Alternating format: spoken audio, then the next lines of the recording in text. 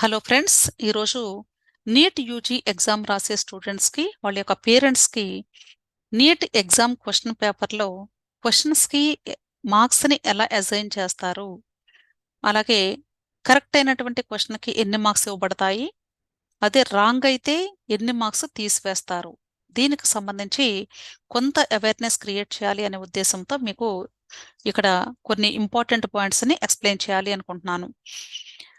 NEET UG exam marking scheme అంటే మార్క్స్ని assign చేయటం, అంటే మార్క్స్ యొక్క ఎవాల్యుయేషన్ మెథడ్ని స్కీమింగ్ అంటారు. ఓకే అండి. Simple tips for scoring high అంటే మనం ఎటువంటి జాగ్రత్తలు తీసుకుంటే ఈ స్కోర్ని ఇంప్రూవ్ చేసుకోవచ్చు, హైయెస్ట్ స్కోర్ని సాధించవచ్చు అనే దాని గురించి ఇక్కడ మీకు కొన్ని ఇంపార్టెంట్ పాయింట్స్ నేను ఇన్ఫర్మేషన్ బులెటిన్లో నీట్ వెబ్సైట్లో ఇచ్చినటువంటి ఇన్ఫర్మేషన్ బులెటిన్లో నుండి ఈ పాయింట్స్ తీసుకొని చెప్పడం జరుగుతుంది. టోటల్ క్వశ్చన్ పేపర్లో మనకి 200 క్వశ్చన్స్ ఉంటాయి అని ఇంతకు ముందు వీడియోలో కూడా మీకు చెప్పాను. ఈ 200 క్వశ్చన్స్లో మీరు ఆన్సర్ చేయాల్సింది కేవలము 180 క్వశ్చన్స్ మాత్రమే చేస్తారు. 20 క్వశ్చన్స్ మీకు చేయాల్సినటువంటి అవసరం లేదు. ఈ 180 క్వశ్చన్స్కి కూడా ఈచ్ క్వశ్చన్కి 4 మార్క్స్ ఉంటాయని చెప్పాను. సో టోటల్గా 720 మార్క్స్కి క్వశ్చన్ పేపర్ ఉంటుంది. ఈ 720కి మీరు ఎన్ని మార్క్స్కి ఈ ఎగ్జామ్ని అటెంప్ట్ చేయబోతున్నారు, అర్థమైందా? అంటే మీకు ఎన్ని మార్క్స్ రావాలి అని మీరు ప్రయత్నిస్తున్నారు అనేది ఇక్కడ ఇంపార్టెంట్ పాయింట్. సో మీరు ఎగ్జామ్లో క్వశ్చన్స్ని ఆన్సర్ చేసేటప్పుడు జాగ్రత్తగా ఆచితూచి ఆన్సర్ చేయాలి. మీకు బాగా కరెక్ట్గా తెలుసు అనుకుంటేనే ఆన్సర్ చేయండి ఫస్ట్. ఒకవేళ ఏదైనా డౌట్గా ఉంటే దాన్ని వెంటనే ఆన్సర్ చేయవద్దు దయచేసి. వాటిని పెండింగ్ పెట్టుకోండి. ఓకే, ఫస్ట్ బాగా తెలిసినటువంటి క్వశ్చన్స్ అన్నీ కూడా ఆన్సర్ చేసుకుంటూ వెళ్ళిపోవాలి, అన్ని సబ్జెక్ట్స్లో కూడా. అంతేకాకుండా మోస్ట్ ఇంపార్టెంట్ పాయింట్ ఏంటంటే ఫస్ట్ ఏ సబ్జెక్ట్లో క్వశ్చన్స్ని ఆన్సర్ చేయాలి అనేది మోస్ట్ ఇంపార్టెంట్ పాయింట్. మీకు ఎప్పుడైతే ఈ క్వశ్చన్ పేపర్ టెక్స్ట్ బుక్లెట్ ఇస్తారో, ఎగ్జామ్ స్టార్ట్ అయిన తర్వాత బుక్లెట్ ఓపెన్ చేసిన తర్వాత అన్ని పేజెస్ కరెక్ట్గా ఉన్నాయా లేదా, కంటిన్యూటీ ఉందా లేదా, అన్ని పేజెస్ ప్రింటింగ్ సరిగ్గా ఉందా లేదా చెక్ చేసుకున్న తర్వాత నెక్స్ట్ చెక్ చేయాల్సింది ఏంటంటే ఏ సబ్జెక్ట్లో క్వశ్చన్స్ కొంచెం ఈజీగా ఉన్నాయి ఆన్సర్ చేయడానికి అనేది మీరు ఫస్ట్ ఐడెంటిఫై చేయాలి. ఫిజిక్స్లో ఈజీగా ఉన్నాయా, కెమిస్ట్రీలో ఈజీగా ఉన్నాయా, లేకపోతే బాటనీలో ఉన్నాయా, లేకపోతే జువాలజీలో ఉన్నాయా, వీటిల్లో ఏ సబ్జెక్ట్స్లో క్వశ్చన్స్ కొంచెం ఈజీగా మీరు చేయగలిగేలాగా ఉన్నాయి అనేది ఫస్ట్ మీరు ఐడెంటిఫై చేసి ఆ సబ్జెక్టుతో స్టార్ట్ చేయండి. ఆ సబ్జెక్ట్లో బాగా తెలిసిన క్వశ్చన్స్ని ఫస్ట్ ఆన్సర్ చేసుకుంటూ వెళ్ళిపోండి. రాని క్వశ్చన్స్ని ఆన్సర్ చేయవద్దు. అలాగే నెక్స్ట్ ఈజీగా ఆన్సర్ చేయగలిగేటువంటి సబ్జెక్టు చూజ్ చేసుకోండి. దానిలో మీరు ఆన్సర్ చేసుకుంటూ వెళ్ళిపోండి. అగైన్ బాగా తెలిసిన క్వశ్చన్స్ని మాత్రమే. ఆ తర్వాత థర్డ్ సబ్జెక్టు, ఆ తర్వాత ఫోర్త్ సబ్జెక్టు, ఇలా 1 బై 1 మీరు ఎగ్జామ్లో ఆన్సర్ చేసేటువంటి మెథడ్ కూడా చాలా ఇంపార్టెంట్ అండి.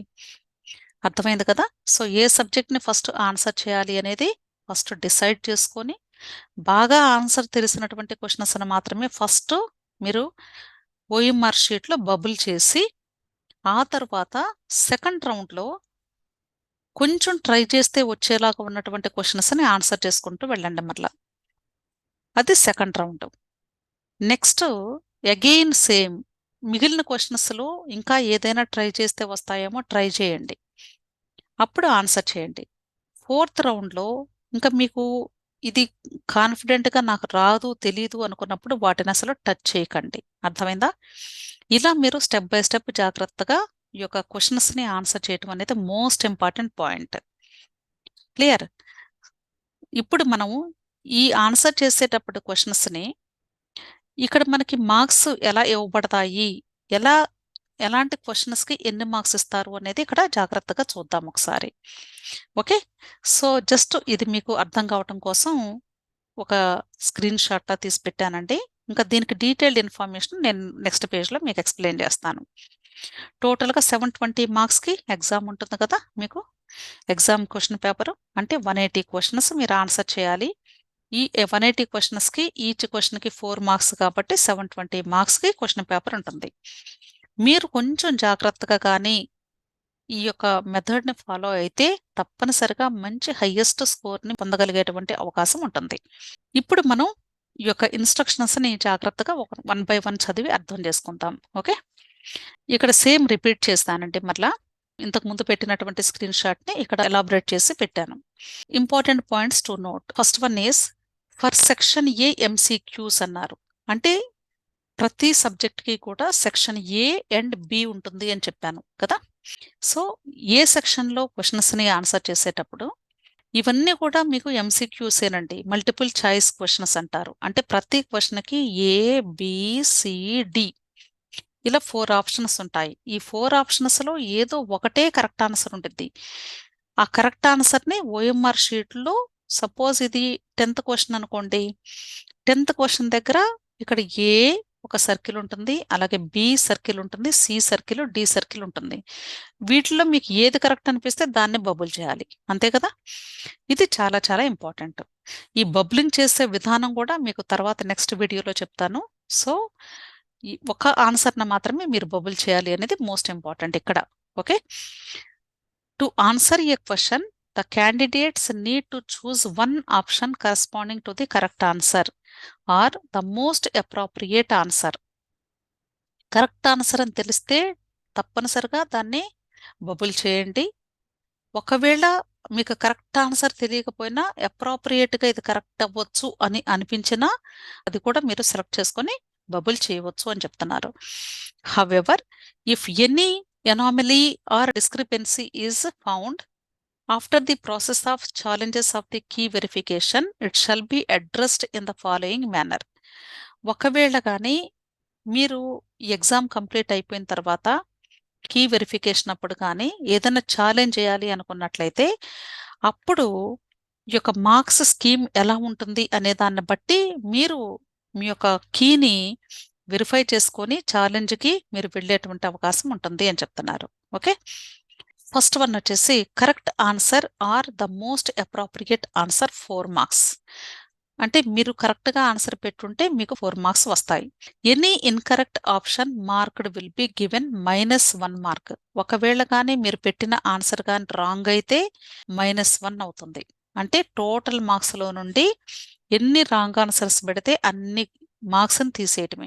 సపోజ్ మీకు ఒక 520 మార్క్స్ వచ్చాయి అనుకోండి టోటల్ కరెక్ట్ ఆన్సర్స్ని బేస్ చేసుకొని, దీనిలో ఒక 40 క్వశ్చన్స్ మీకు రాంగ్ అయినాయి అనుకోండి, 520 - 40, ఓకే, అప్పుడు 480 వస్తాయన్నమాట. ఇది మీ ఫైనల్ స్కోరు, అర్థమైందా. సో రాంగ్ అయితే కానీ 1 మార్కు మైనస్ అవుతుంది. Third point unanswered no mark 0.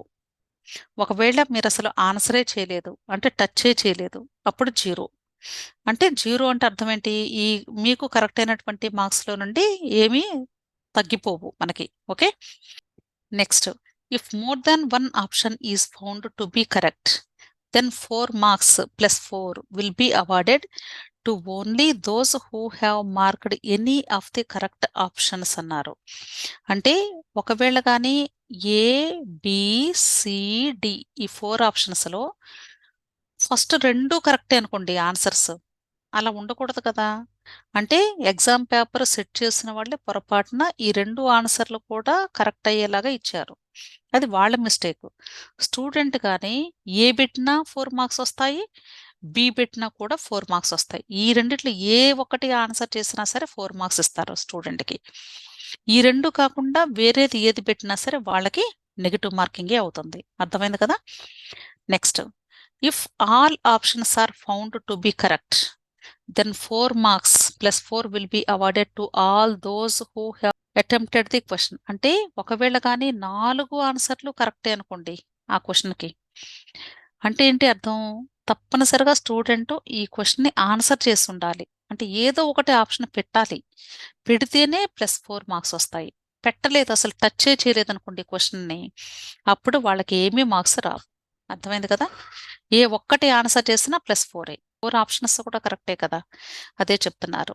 Okay, next Sixth point, if none of the options is found correct, or a question is found to be wrong, or a question is dropped, then all candidates who have appeared will be given 4 marks, irrespective of the fact whether the question has been attempted or not attempted by the candidate. అంటే ఒకవేళ కానీ ఏబిసిడిలో అసలు correct ఆన్సరే లేదనుకోండి, అప్పుడు అందరికీ +4 marks ఇచ్చేస్తారు. Students అందరికి ఇస్తారు. అలాగే ఒకవేళ కానీ అడిగిన క్వెషనే తప్పనుకోండి, అప్పుడు కూడా అందరికీ +4 మార్క్స్ ఇస్తారు. స్టూడెంట్స్ ఆన్సర్ చేసినా, చేయకపోయినా, క్వెషన్ టచ్ చేసినా, చేయకపోయినా తప్పనిసరిగా +4 మార్క్స్ ఇచ్చేస్తారు. ఇంకా ఎవరికిస్తారు? క్వెషన్ ఈజ్ డ్రాప్డ్ అన్నారు. క్వెషన్ ఈజ్ డ్రాప్డ్ అంటే అర్థం ఏంటంటే, ఒకవేళ ఏదైనా కాంట్రవర్సీ క్వెషన్ ఇచ్చారు అనుకోండి, అంటే దీనికి కరెక్ట్‌గా సొల్యూషన్ లేదు అసలు ఆ ప్రాబ్లమ్‌కి. అలాంటి క్వెషన్స్ కూడా వీళ్ళు ఫుల్ మార్క్స్ ఇస్తామని చెప్తున్నారు. అర్థమైంది కదా! సో, ఈ 3 కైండ్ ఆఫ్ క్వెషన్స్‌కి కూడా మీకు ఫుల్ మార్క్స్ వచ్చేటువంటి అవకాశం ఉంటుంది. సో, ఒక్కొక్కసారి అవి కూడా మీకు కొంత హెల్ప్ చేస్తాయి మీకు. ఓకే. డెఫినెట్‌గా. నెక్స్ట్ ఇప్పుడు మనం సెక్షన్ బి గురించి చూద్దాము. Candidates need to attempt any 10 questions out of 15 questions given. Already మనం ఇంతకు ముందు కూడా చూసాము. 15 క్వెషన్స్ సెక్షన్ బిలో ఉంటాయి. ఓన్లీ 10 మాత్రమే ఆన్సర్ చేయాలి. In the event of a candidate has attempted more than 10 questions, only the first 10 attempted questions will be considered for evaluation. అంటే 15 క్వెషన్స్‌లో ఒకవేళ అన్నీ ఆన్సర్ చేశారనుకోండి, అప్పుడు టాప్ 10 మాత్రమే తీసుకుంటారు. ఓకే. ఈ టాప్‌లో ఏదైతే 10 ఉంటాయో అయ్యే తీసుకుంటారు. ఒకవేళ 12 క్వెషన్‌లు చేశారనుకోండి, ఎగ్జాంపుల్ చెప్తున్నాను. అంటే 1-12 ఆన్సర్స్ చేశారు. అప్పుడేం చేస్తారు? 10 వరకే తీసుకుంటారు. ఒకవేళ ఈ 10లో పైన 2 ఆన్సర్‌లు తప్ప ఈ 2 కరెక్ట్ అయినా కూడా ఇవి తీసుకోరండి ఇంకా. ఇవి రాంగ్ అయినా సరే ఇవి తీసుకుంటారు. అందుకని స్టూడెంటు కాన్ఫిడెంట్‌గా మీకు బాగా తెలుసనుకుంటేనే ఆ 10 మాత్రమే ఆన్సర్ చేయండి. Next this is very important section బికి. There will also be negative marking for section B. Section బికి కూడా నెగెటివ్ మార్కింగ్ ఉందని చెప్తున్నారు. However, if any anomaly or discrepancy is found after the process of challenges of the key verification, it shall be addressed in the following manner. Same అండి. ఒకవేళ ఏదైనా key challenge గాని వెళితే గాని స్టూడెంట్స్ అప్పుడు ఈ గైడ్‌లైన్స్ అన్నీ కూడా వాళ్ళు చెక్ చేసుకొని అప్పుడు మీకు దానికి తగ్గట్లుగా ఏదైనా మోడిఫికేషన్స్ ఉంటే చేస్తారు. ఫస్ట్‌దొచ్చేసి యాజ్ యూజువల్ ఇందాకలానే కరెక్ట్ ఆన్సర్ అయితే +4 మార్క్స్. ఇన్‌కరెక్ట్ ఆన్సర్ అంటే నెగెటివ్ మార్కింగ్ -1 ఉంటుంది. అన్‌ఆన్సర్డ్ అంటే అసలు టచ్ చేయకపోతే 0 mark. Next fourth point, if more then 1 option is found to be correct, then 4 marks will be awarded to only those who have marked any of the correct option. Same ఇంతకుముందు section ఏలో ఏదైతే ఉన్నాయి points అవే ఇక్కడ కూడా ఉన్నాయి. Okay. Next, if all options are found to be correct, then 4 marks will be awarded to all those who have attempted the question. అన్ని options correct అయితే అట్లీస్ట్ ఏ ఒకటి బబుల్ చేసినా సరే తప్పనిసరిగా మీకు +4 మార్క్స్ వస్తాయి. Next, if a question is found to be incorrect or question is dropped, then 4 marks will be awarded to all those who have attempted the question అని చెప్తున్నారు. ఒకవేళ క్వెషనే తప్పైంది అనుకోండి, అప్పుడు ఏదైనా కాంట్రవర్సీ క్వెషన్స్ లాంటిది అంటే ఆ క్వెషన్‌కి కరెక్ట్ ఆన్సర్ అనేది లేదు అనుకుందాం అసలు. వాడు అడిగినటువంటి విధానమే కరెక్ట్ కాదు అనుకోండి. అలాంటప్పుడు తప్పనిసరిగా ఆ క్వెషన్‌ని అటెంప్ట్ చేసిన వాళ్ళకి మాత్రం డెఫినిట్‌గా మార్క్స్ ఇస్తామంటున్నారు. Okay. 4 marks will be awarded to all those who have attempted the question. ఇప్పుడు మీరు అబ్జర్వ్ చేశారో లేదో, సెక్షన్ ఏ చూడండి ఇప్పుడు. ఇక్కడ మీరు అబ్జర్వ్ చేస్తే సెక్షన్ ఏలో అటెంప్ట్ చేసినా, అటెంప్ట్ చేయకపోయినా +4 మార్క్స్ ఇస్తామన్నారు. అదే మీకు సెక్షన్ బిలో అయితే అటెంప్ట్ చేసిన వాళ్ళకి మాత్రమే ఇస్తామంటున్నారు. అర్థమైందా? అది జాగ్రత్తగా గమనించాలి. The reason could be due to human error or technical error. అది పొరపాటున ఆ పేపర్ ప్రింట్ చేసే వాళ్ళ మిస్టేక్ అవ్వచ్చు, లేదా టెక్నికల్‌గా ఏదైనా ప్రాబ్లమ్ వచ్చి ఉండవచ్చు అనే ఉద్దేశంతో వీళ్ళకి 4 మార్క్స్ ఇస్తామంటున్నారు. Next point, candidates are advised to do the calculations with the constants given if any in the questions. అంటే ప్రాబ్లమాటిక్ క్వెషన్స్ చేసేటప్పుడు ఏదైనా ఫిజిక్స్, కెమిస్ట్రీలో ప్రాబ్లమ్స్ చేయాలి అనుకోండి. అలాంటప్పుడు ఏదైనా క్యాలిక్యులేషన్స్ చేయాలి అంటే మీకు క్యాలిక్యులేటర్ తీసుకువెళ్ళకూడదు కాబట్టి ఆల్రెడీ మీకక్కడ హింట్ అని కొన్ని డేటాస్ కూడా ఇస్తారు మీకు. అంటే నంబర్స్ ఇస్తారు వాల్యూస్. ఆ వాల్యూస్‌ని యూజ్ చేసుకొని ఆ ప్రాబ్లమ్స్‌ని సాల్వ్ చేయాలి అని చెప్తున్నారు. అంతేగాని మీరు వేరే డివైసెస్ ఏది కూడా ఎలక్ట్రానిక్ డివైసెస్ తీసుకెళ్ళి వాడకూడదు. క్లియర్? సో, నెక్స్ట్ వీడియోలో మీకు ఓఎంఆర్ షీట్ బబ్లింగ్ ఎలా చేయాలి అనేది మీకు క్లియర్‌గా ఎక్స్‌ప్లెయిన్ చేస్తాను. అంతేకాకుండా ఓఎంఆర్ షీట్ బబ్లింగ్ అంటే మీరనుకోవచ్చు ఏముంది ఏబీసీడీలే కదా పెట్టేది. దానికి ఎక్స్‌ప్లనేషన్ ఏముంటుంది అని. చాలా చాలా ఇంపార్టెంట్ ఫ్యాక్టర్ ఏంటి అంటే ఎలా బబుల్ చేయాలి అనేది ఇంపార్టెంట్. అంతేకాకుండా ఈ బబ్లింగ్ చేసేటప్పుడు ఎలా బబుల్ చేస్తే మనం నెగెటివ్ మార్క్స్‌ని తగ్గించుకోవచ్చు అనేది మీకక్కడ చాలా ఇంపార్టెంట్ పాయింట్ చెప్తానండి. చాలామంది కూడా చాలా వీడియోస్ చేశారు ఈ టాపిక్స్ మీద. కానీ ఆ ఒక్క ఇంపార్టెంట్ పాయింట్ మాత్రం డెఫినెట్‌గా మీకు చాలా హెల్ప్ అవుతుంది అనే ఉద్దేశంతో నేను ఆ వీడియోలో తప్పకుండా ఓఎంఆర్ షీట్ బబ్లింగ్ గురించి మీకు ఆ పాయింట్ రివీల్ చేస్తాను. డెఫినెట్‌గా మీరు నెక్స్ట్ వీడియోని తప్పకుండా వాచ్ చేయండి. బిఫోర్ దట్ మీ పిల్లలకి ప్రతి ఒక్క వీడియోలో చెప్పిన ప్రతి ఒక్క విషయాన్ని కూడా ఒక్కసారైనా వినిపించండి. స్టూడెంట్స్ వినాలి. వింటేనే వాళ్ళు ఎగ్జామ్ హాల్‌లో ప్రాపర్‌గా ఆ మెథడ్‌ని ఫాలో అయ్యి, ఆ ఇన్‌స్ట్రక్షన్స్‌ని ఫాలో అయ్యి మంచి స్కోర్‌ని పొందేటువంటి అవకాశం ఉంటుంది. మీ పిల్లలు హాస్టల్‌లో ఉంటే మీరు మీ పిల్లల దగ్గరికి వెళ్ళినప్పుడు ఒకసారి ఈ వీడియోస్‌ని చూపించి వాళ్ళు అర్థం చేసుకునేలాగా మీరు ప్రయత్నించండి. ఎందుకు అంటే ఇప్పుడు గ్రాండ్ టెస్ట్‌లు రాస్తూ ఉన్నారు కాలేజెస్‌లో పిల్లలు. సో, ఈ గ్రాండ్ టెస్ట్‌లోనే ఈ ప్రాక్టీస్ అనేది గాని చేశారు అనుకోండి, రేపు ఫైనల్ ఎగ్జామ్‌లో చాలా ఈజీగా వాళ్ళు ఫాలో అవ్వగలుగుతారు. అందుకనే మీరు ఇప్పటి నుండే ఇవన్నీ కూడా అర్థం చేసుకొని వాళ్ళు ఫాలో అవుతూ కొంచెం స్కోర్‌ని ఇంప్రూవ్ చేసుకునేలాగా మీరు కూడా సపోర్ట్ చేయాలని నేను భావిస్తున్నాను. ఇంకా ఏదైనా మీకు డౌట్స్ ఉంటే కానీ తప్పనిసరిగా ఈ వీడియో క్రింద కమెంట్ బాక్స్‌లో కూడా మీరు కమెంట్ చేయండి. అంతేకాకుండా ఇక్కడ టెలిగ్రామ్ గ్రూప్ కూడా ఇచ్చానండి.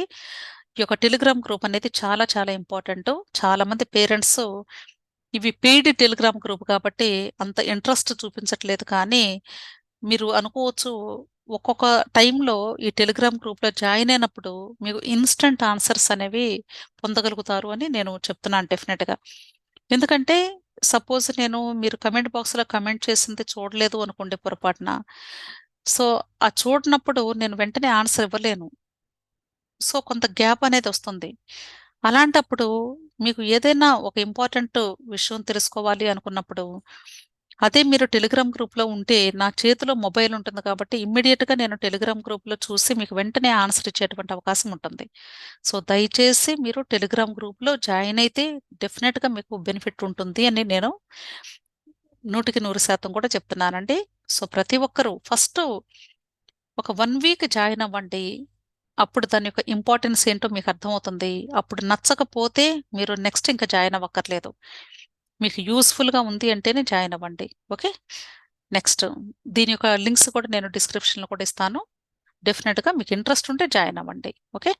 కంపల్సరీ ఏం కాదండి. కానీ డెఫినిట్‌గా యూజ్ ఉంటుంది అని మాత్రం చెప్తున్నాను. క్లియర్? Thank you.